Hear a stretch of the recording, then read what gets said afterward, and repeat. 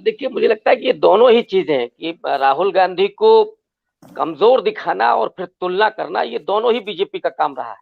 हम्म। पहले तो उन्होंने राहुल गांधी को बहुत कमजोर किया और वो खुद राहुल गांधी ने कहा कि हजारों करोड़ रुपए लगा करके मुझे डिस्क्रेडिट किया गया। और जो जिस जिस भाषा में उनका नाम लिया गया, जो जो उनके बारे में कहा गया, और उसके बाद लगातार बीजेपी ही राहुल गांधी को नरेंद्र मोदी के सामने रखती है, तुलना करती है कि मोदी के सामने कौन, क्या राहुल गांधी, जो राहुल गांधी ऐसे हैं। अब मैं थोड़ा सा पीछे जाता हूं, मुझे याद पड़ता है कि राहुल गांधी के लिए जो शब्द सबसे ज्यादा बीच में भारतीय जनता पार्टी और आरएसएस के लोग इस्तेमाल करते थे, वो पहली बार सुनने में आया था जब राजीव गांधी की हत्या होने के बाद जो अंत्येष्टि के समय राहुल गांधी जिस तरह के दिख रहे थे, उस समय आरएसएस के लोगों ने, वो सीधे विदेश से लौट करके आए थे, कहा गया था कि अरे ये तो पप्पू दिख रहा है। वहां से ये इमेज बनते बनते, और जब वो 2004 में पहला चुनाव लड़कर के पार्लियामेंट पहुंचते हैं और वहां जिस तरह की परफॉर्मेंस करते हैं, खुद राहुल गांधी की अभी लाल किले से दिए गए भाषण को याद करें तो उन्होंने कहा कि पहले यही मीडिया मेरी बड़ी प्रशंसा करता था, लेकिन जैसे ही मैंने भूमि अधिग्रहण बिल पर और इस तरह के तमाम मुद्दों पर जब बोलना शुरू किया, तो मीडिया ने मुझे डिस्क्रेडिट करना शुरू किया। और भारतीय जनता पार्टी ने वहां से राहुल गांधी को, जो उसमें बीच में नो डाउट की कुछ खामियां थी, उनका विदेश जाना हो या किसी मुद्दे को उठा करके फिर पृष्ठभूमि में चले जाना हो, इसके वजह से बीजेपी ने लगातार मजाक बनाना शुरू किया। और आश्चर्यजनक रूप से कांग्रेस पार्टी ने कभी उसका जवाब नहीं दिया उन दिनों। अगर आप देखें, वो चाहे सोना वाली बात हो कि इधर से आलू डालेंगे उधर से सोना निकलेगा, और ये वीडियो एडिट करके डाला गया था, लेकिन कांग्रेस पार्टी ने कभी उसको रिएक्ट नहीं किया, कभी सच को नहीं बताया। और इस वजह से पब्लिक में राहुल गांधी की वो छवि बनती चली गई जो बीजेपी बनाना चाहती थी।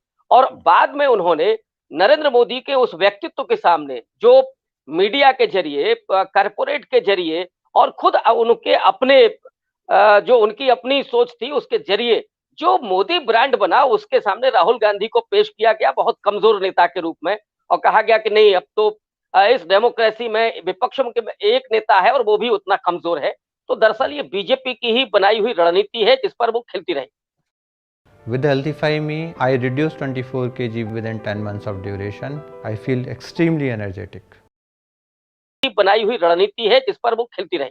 लेकिन इधर अगर आप राहुल गांधी को देखिए, पिछले अगर केवल भारत जोड़ो यात्रा को देखें, राहुल गांधी उन तमाम गलतियों से लगातार सीखते रहे और भारतीय जनता पार्टी के हमलों के बरक्स वो मजबूत होते गए।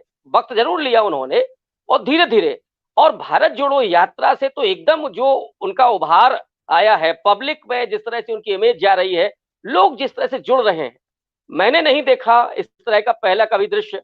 मैंने और लोगों की यात्राएं भी नहीं देखी, सुनील दत्त ने जब यात्रा की, चंद्रशेखर ने यात्रा की, वो चीजें मैंने नहीं देखी। लेकिन ये तो वो डिजिटल मीडिया का दौर है जिसमें हम लोग बराबर देख रहे हैं।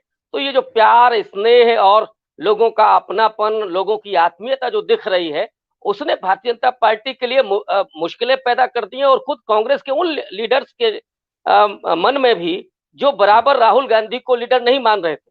अब आप देखिए, जब से भारत जोड़ो यात्रा चल रही है, कांग्रेस से वो जो नेता बीच बीच में टपक जाते थे, बीजेपी में चले जाते थे, उसके बाद कोई लीडर कहीं इधर उधर नहीं गया, बीजेपी में नहीं गया है। तो राहुल गांधी की अब जो इमेज बन रही है, जो उनकी लीडरशिप अब जो उभर रही है, उसने न सिर्फ भारतीय जनता पार्टी के लिए मुश्किलें पैदा की हैं, खुद उन कांग्रेस के लोगों के लिए और जो और विपक्ष है उसके लिए भी। उत्तर प्रदेश में जब वो दाखिल होने जा रहे हैं तो वो आप समझ सकते हैं कि क्या चीजें हैं। तो बीजेपी की बिछाई हुई पिच पर राहुल गांधी ने अपने आप को साबित करने का प्रयास किया है, और वो दिख रहा है हम लोग। बिल्कुल। बट राजेश ठक्कर जी, ये जो पूरा का पूरा सवाल है कि कोई